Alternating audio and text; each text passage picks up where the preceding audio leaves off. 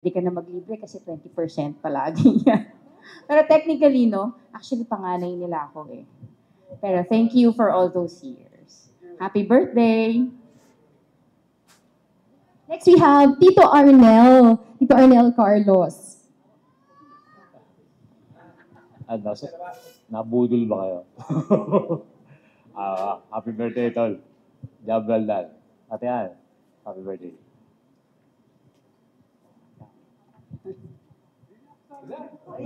And of course, ang pinakagwapo si Doc Sam and Doc Angie. Your message po for our celebrators. Ano magsasabi sa Kaloy and Ate Ann, happy birthday. Sa totoo lang, parang pangalawang magulang ko rin kayo dalawa. Salamat sa inyo dalawa. Alright, thank you very much, Carlos family, for that wonderful message.